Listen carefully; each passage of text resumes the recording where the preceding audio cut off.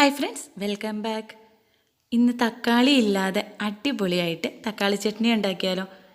അപ്പോൾ തക്കാളിക്ക് പകരം ഒരു സൂത്രം ചേർക്കുന്നുണ്ട്. അപ്പോൾ അതെന്താണെന്ന് നമുക്ക് വഴിയെ വീഡിയോയിൽ കാണാം കേട്ടോ. അപ്പോൾ വീഡിയോയിലേക്ക് പോവാം. അപ്പോൾ ഒരു പാത്രം അടുപ്പിൽ വെച്ച് കൊടുത്തിട്ടുണ്ട്. അതിനകത്തേക്ക് ആവശ്യമായിട്ടുള്ള എണ്ണ ഒഴിച്ചു കൊടുക്കാം. എണ്ണ ചൂടായതും കുറച്ച് കടുക് ഇട്ട് കൊടുക്കാം. ഒരു 1/2 ടീസ്പൂൺ അളവിൽ കടുക് ഇട്ട് കൊടുക്കാം. കടുകൊന്ന് പൊട്ടിയതും നമുക്ക് ഒരു 1/2 ടീസ്പൂൺ അളവിൽ ഉഴുന്ന് ചേർത്ത് കൊടുക്കാം.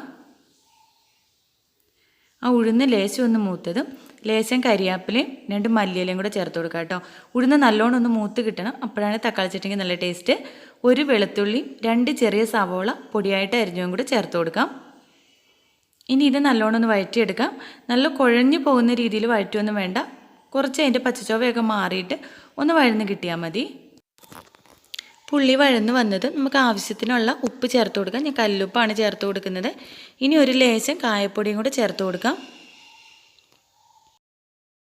ഇനി ഒരു 1/4 ടീസ്പൂൺ തൊട്ട് 1 ടീസ്പൂൺ വരേക്കും മുളക് പൊടി ചേർത്ത് കൊടുക്കാം. എരിവ് കൂടുതൽ വേണ്ടവർ കുറച്ച് മുളക് പൊടി കൂടുതൽ ചേർക്കാം. ഒരു ചെറിയ പീസ് പുളിയും കൂടെ ചേർത്ത് കൊടുക്കാം. എന്നിട്ട് ഇതിൻ്റെ ഈ മുളക് പൊടിയുടെയൊക്കെ പച്ചച്ചൊവയൊന്ന് മാറി മസാലയൊന്ന് മൂക്കുന്നവരേക്കും ഒന്ന് വഴറ്റി കൊടുക്കാം. അപ്പം മസാല ഇവിടെ നല്ലോണം മൂത്ത് വന്നിട്ടുണ്ട്. ഇനി തീ ഓഫ് ചെയ്തിട്ട് ഇതൊന്ന് ആറാൻ വയ്ക്കാം. അപ്പോൾ ആറിയ സവോള മിക്സ് നമ്മളൊരു മിക്സി ജാറിലോട്ട് മാറ്റി കൊടുത്തിട്ടുണ്ട്. ഇനി തക്കാളിക്ക് പകരമായിട്ട് ടൊമാറ്റോ സോസാണ് ചേർത്ത് കൊടുക്കുന്നത്. അപ്പോൾ ഇതൊരു ബോട്ടിലിന് 30-35 രൂപയേ ഉള്ളൂ കേട്ടോ. അപ്പോൾ 1 ടേബിൾ സ്പൂൺ അളവിൽ നമുക്ക് ടൊമാറ്റോ സോസ് ചേർത്ത് കൊടുക്കാം. അപ്പം 1 ടേബിൾ സ്പൂണിൽ കൂടരുത് കേട്ടോ. കൂടിക്കഴിഞ്ഞാൽ അതിന് ചെറിയൊരു മധുരച്ചോവ് വരും. നമ്മൾ ചട്നി ഉണ്ടാക്കുമ്പോൾ, തക്കാളി ചട്നി ഉണ്ടാക്കുമ്പോൾ അതിനൊരു മധുരം വരും. അതുകൊണ്ട് ഞാൻ കുറച്ച് കൂടുതൽ ആയതുകൊണ്ട് ലേശം എടുത്ത് മാറ്റുന്നുണ്ട്. ഇനി ഇത് നല്ല മഷി പോലെ ഒന്ന് അരച്ചെടുക്കാം.